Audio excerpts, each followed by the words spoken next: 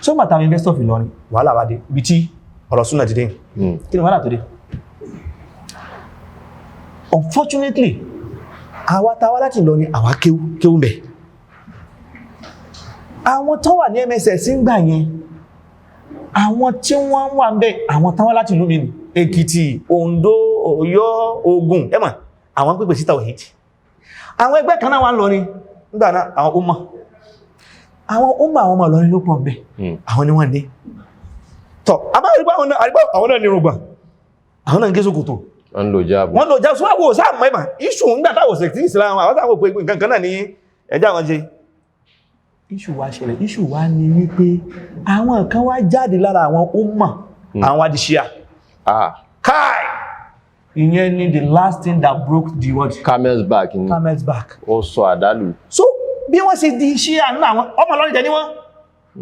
àwọn tó wà lẹ́mẹsẹ̀sì làwọn pèpè sí tawhid ṣùgbọ́n kò sí mọ̀tá fi lè bá ṣíà fà àwọn sì ní mọ̀tá fi lè bá ṣíà fà tọ́ ibi wàhálà bá dé wàhálà ní pé iṣẹ́ tá a bá wí ní ṣíà àtẹ́nísì yẹ́ padà tún rọ fáwọn Súfí náà ṣẹ́mọ̀ pé wọ́n rà sáfẹ́ ṣe báyìí pé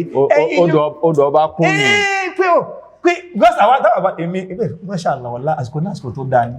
I wish people wọ́n mọ̀ nǹkan yìí nǹkan gbọ́dọ̀ wà gradual ni and anybody tí ó bá sì ti mọ̀ bó ṣe ń lọ ní ẹ́ ṣe gìràgìrà alhamdulillah àwọn nǹkan bẹ táwà padà mọ̀ tó yé wa tó pé ó help wa ní ìsìn pé wọ́n ṣe pẹ̀lẹ́pẹ̀lẹ́ so nígbà náà pé tá bá ti lọ cosmetic mi wà lọ́nà ẹ̀lẹ́fọ́ àwọn kan mẹ́rin nínú àwọn ṣíà táwọn àwọn mẹ́sìn tá bá ti wà ní tíátà ọ̀rọ̀ wọ́n sàmọ́ wíwí kú wí ń wò pé agbára mi ká ọ̀ ṣùgbọ́n iṣẹ́ ta àwọn tí wọ́n fún wọn ní rọ́dún náà brother mrs kò sí kéwù àmọ́ àwọn ni wọ́n lò dòdò lọ́dọ̀ Allahu Akbar ó mọ̀ sọ pé àfiwé kéwù ńgbà náà ẹ máa gbọ́ iye ọkàn nù ìkejì tó ní pé òṣèlú náà tó ń bẹ́ẹ̀ nílọrin ará Ìlọrin tó kò ní kéwù jọ ọmọ Ìlọrin àwọn Ìlọrin ní kéwù àwọn náà sọ pé àwọn làáfà gbogbo èèyàn bí níjọ́ ni o ara tó sọ ni pé anybody tó bá ti wá láti ìlú mi gbogbo tó kò ní ọmọ ilẹ̀ gbó ní ìmọ̀ bóyá dáadáa ọmọ ilẹ̀ gbó lọ́wọ́ akọ́ wà ń kéwú tọ́ náà àwọn táwọn fẹ́ràn àwọn sàábí ànábì tán fẹ́ súnnà ànábì ọmọ ilẹ̀ gbó làwọn àwọn ọmọ Ìlọrin òṣèlú tí ń fẹ́fọ́ wọn báwọn òṣèlú ò fẹ́fọ́ wọn òṣèlú fẹ́fọ́ àwọn síyánù àwọn táwọn ń pèpè sí tàwhídì tán pèpè sí súnnà yìí àwọn lòdòdó wà lọ́dọ̀ wọn ṣùgbọ́n ma lẹ́gbó ni wọn. àwọn táwọn di ṣíà yìí nísìnyí àwọn olóyẹ káàrọ̀ fún ọmọ Ìlọrin làwọn táwọn eléyìí bá sọ̀rọ̀ ọmọ Ìlọrin pé kí ni wọ́n kódà kó mọ̀ sódòdó yóò gbàdánù àwa wájọ́ mọ̀ Ìlọrin a tún wá fẹ́ràn súnnà ànábì a fẹ́ràn àwọn sàábí ànábì àwa náà la wà ní best position láti tápù ṣùgbọ́n issue ni pé ṣé tá a bá tápù wọn tán wọn náà tán tápù mi. ṣe bí Súfí ni wọ́n náà. tọ́ wàhálà bá dé ìfẹ́ àwọn sàábí ànábì tóbi lọ́kàn tèmi mo ti ka al-Awasim al-Qawasim mo ti ka mọ̀sọ́dún fìdáfì Islam mọ̀sọ́dún fìdáfì Islam Dr. Ahmad Shirbafi ẹni tó ṣe ẹgbẹ̀ tó bá ma mísírọ̀ dáadáa Masha Allah oníjọ́ táwọn ìbá tí sọ gbogbo àwọn táwọn ìmọ̀ sọ pé mísírọ̀ ni mọ́ ti wá náà àbòsílẹ̀ yìí fẹ́ ṣe ẹ̀kàn mú ìtò wù yìí bẹ́ẹ̀ ni àwárí tán àdébẹ̀ ò bọ́lọ̀ bá mú wa báyìí tàjírí bọ́lọ̀ bá fẹ́ ṣe ìrọ̀ ni so ìfẹ́ ànábì ìfẹ́ àwọn sàábí ànábì al-Awasim al-Qawasim mọ̀sọ́lù fi dágbọ́n àwọn tí mo ká yìí tí bá ṣe máa wò náà ni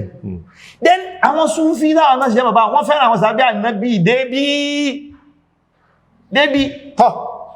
but tawhidi táwọn ilé yìí sọ yìí wọ́n wá lóòtún fẹ́ fún Súfí sẹ́yìn àwáwò èmi lọ́rẹ̀ kan bá Dr. Abdulmajid Abidoye náà Abidoye ti di consultant nísìn.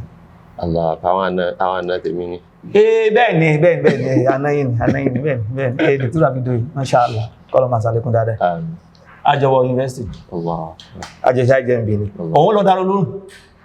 Ó mọ̀ kéwú gan. Ní Masha Allah kéwú bẹ ohun tẹ́ fún parí Kanawiya. Kéwú bẹ àmọ́ ó fẹ́ràn ẹ̀sìn. So issue ní pé tá bá ti débẹ̀ yẹn àwọn máa láwọn tó wà lẹ́mẹ̀ẹ́sẹ̀ pé wọn ò mọ̀ kéwú. Sáyẹ̀sì mọ̀ pé tẹ́yẹ̀ bá gbọ́dọ̀ lọ́wọ́ bá mọ̀ kéwú òun náà máa ti gíragíra. Àwọn àfá yẹn wọn ò mọ̀ súnnà pé àwọn àfá ti wá sí ní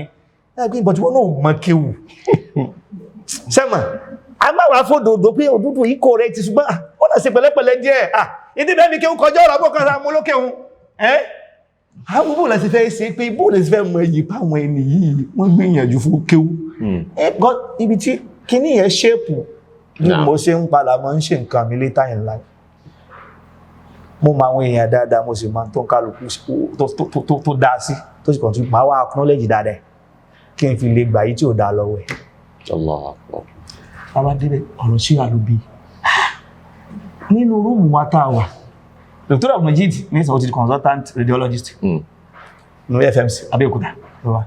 gbogbo àtàjọ wà rúbí gbẹ̀mẹ́sì lè mìíràn on the level gbàgbọ́n alára tọ́ mìíràn faculty of medicine náà rájọ wà so ehun à ń pẹ̀ nìkan náà ní Dr. Abdulwasi Adeni mashallah ìwé pọ̀ consultant ní òun náà consultant radiologist òun náà níbi tá ti wá wà tábà tí wọ́n sọ̀rọ̀ rúùmù Abdulwasi ti wà lẹ́mẹsẹ̀s bẹ́ẹ̀ òun máa ń sọ fáwọn mẹ́sẹ̀ pé ha wọ́lá tẹ́fà mo lẹ́nìkan ní rúùmù mi ha tẹ́ ẹ bá lè pé yóò bá yín lálà sí àwọn ilé yìí tẹ́ wí tẹ́mà òun náà mọ̀ bẹ́ẹ̀ mi náà sọ̀rọ̀ pé lè ṣe súnà mo ní ká ṣe súnà ká wá takọ̀ àwọn bàbá àti bàbí kan wá lálà sí wọn láìláì